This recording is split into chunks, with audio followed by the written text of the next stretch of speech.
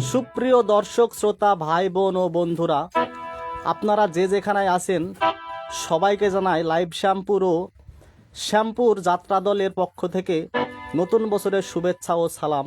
আসসালামু আলাইকুম।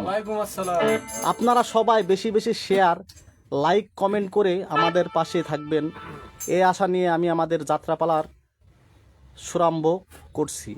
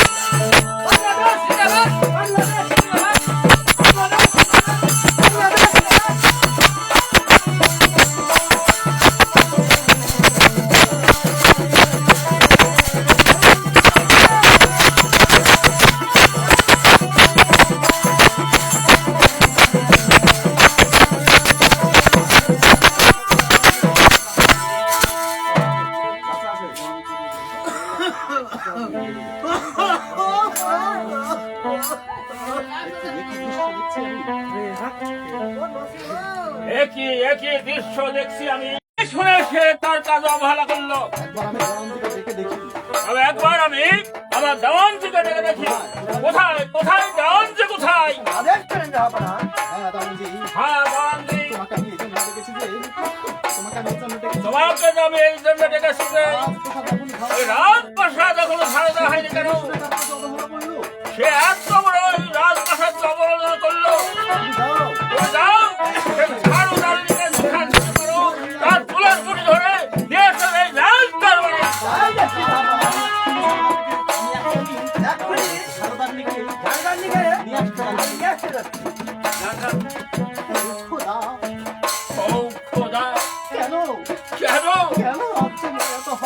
কেন এই রাজ্য আমায় এত হাহাকার?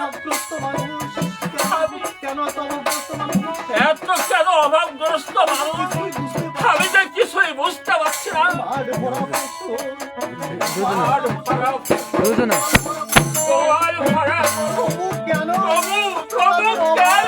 এত এই পৃথিবীতে অভাব? বলো বলো খোদা, তুমি বলো। আমি বলো ঝাড়ুদারেনি, এত বেলা হয়ে গেল তুমি রাজপ্রাসাদ এখনো ঝাড়ু দাওনি কেন? বলো বলো ঝাড়ুদারেনি, তুমি কি জানো না যতক্ষণ পর্যন্ত রাজপ্রাসাদ ঝাড়ু দেওয়া হয় না ততক্ষণ পর্যন্ত আমি বিছানায় থাকছি না? তাহলে বলো, জবাব দাও বলছি।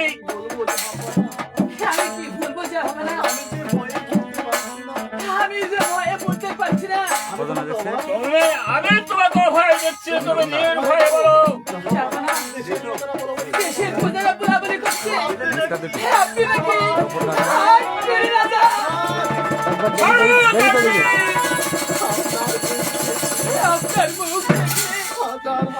হাজার হাজার মানুষের মুখের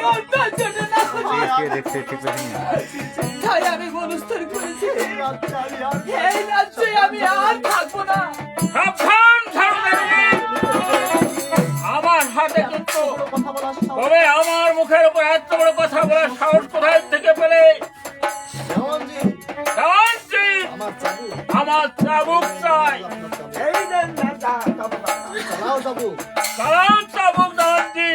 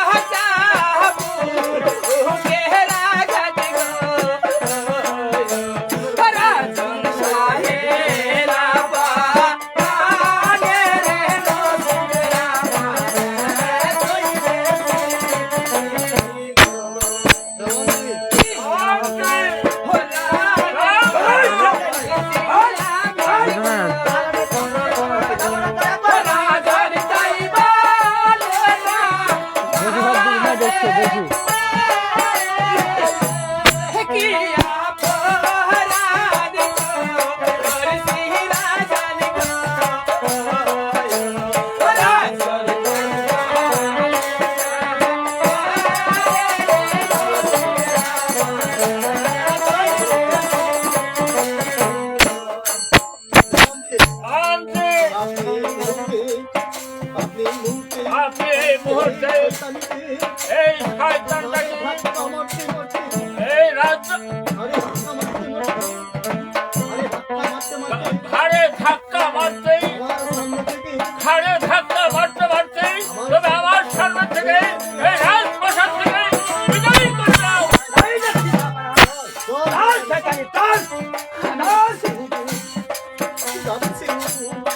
আমি যাচ্ছি হুজুর। তবে যাওয়ার আগে আপনাকে বলে যাই, আমরা গরিব মানুষ বলে আমাকে যেভাবে অন্যায় অত্যাচার করে মারধর করলে খোদা তাআলা সহ্য করবে না। দাও, দাও, খবরদারি।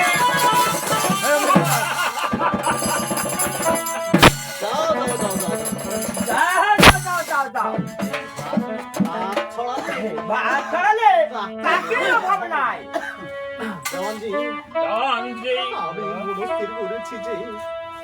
দেওয়ানজি, সরদারি কি বলে গেল দেওয়ানজি? তবে শুনতে পেয়েছো দেওয়ানজি? আমি নাকি হাট করো, আমার মুখ দেখলেই এই প্রজাদের অন্য করে না, তাই আমি মনস্থ করেছি এই রাজ্য ছেড়ে এমন একটি রাজ্য করে দেবো সেখানে মানুষ থাকবে না, জন থাকবে না, আমার জন্য ঘুরে ঘুরে জন আসবে না। কি হুজুর, আপনি রাজ্য ছেড়ে আপনি রাজ্য ছেড়ে চলে গেলে এই রাজপ্রাসাদ কে পরিচালনা করবে? হ্যালো দেওয়ানজি, আপনি আছেন, আপনি আছেন, সেনাপতি আছেন, আপনার রানীমাকে নিয়ে আপনারা কি রাজ্য পরিচালনা করতে পারবেন না? দান, দান, দেওয়ানজি, আপনি বেগম সাহেবকে আমার কাছে পাঠিয়ে দেন। তাই যাচ্ছি না পানা।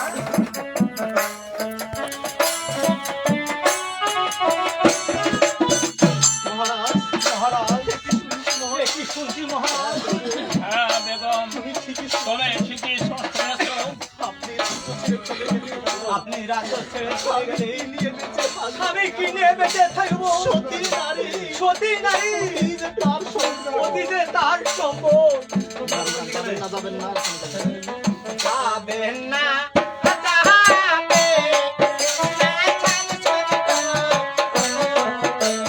স্বামী চলে যাবে যাবে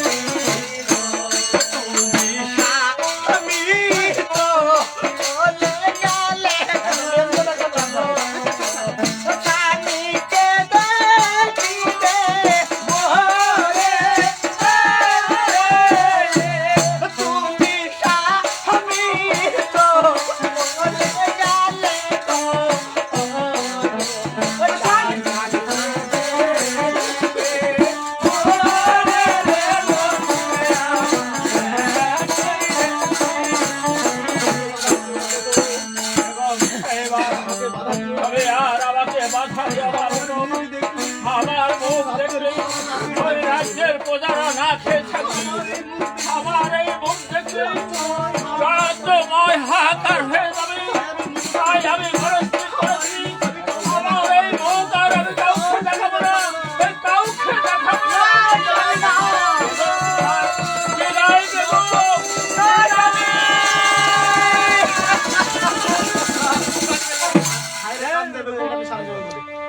হায় রে কান্দে বেদম রানী স্বামী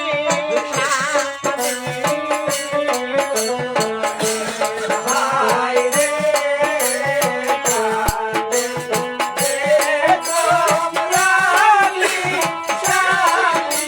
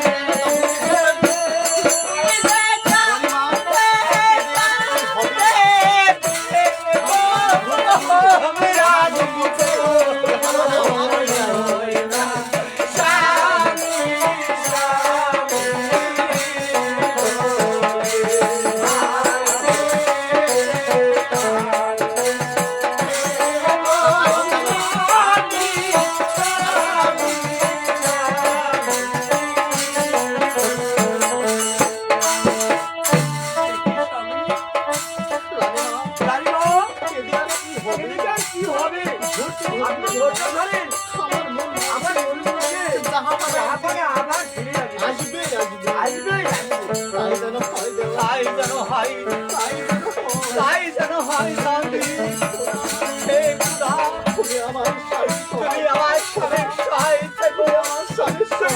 স্বামীর সহায়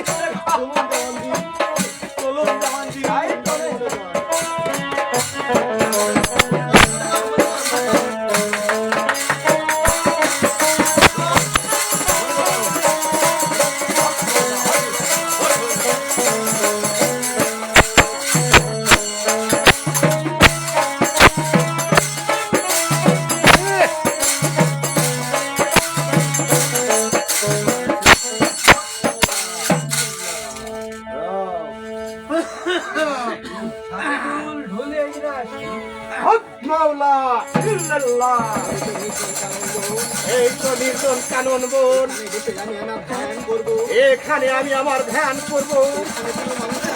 এখানে কোনো মানুষের আরাধনা নেই।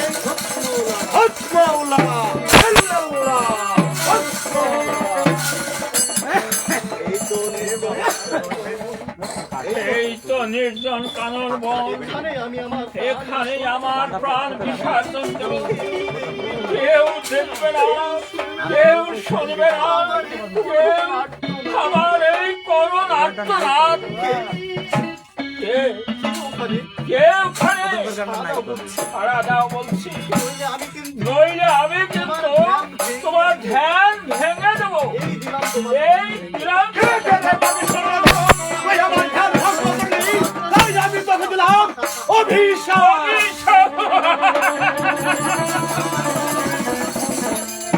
আমার তো কোনো পুত্র সন্তানই নাই।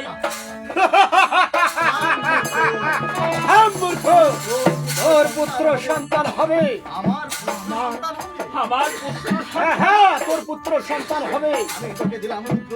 আমি তোকে দিলাম পুত্র শোকের অভিশাপ, আর তুই আমাকে অষ্টআশিতে ভাষায় দিলি। এই এই তুই সে দেখ বচ্চ, ওই সে দেখ।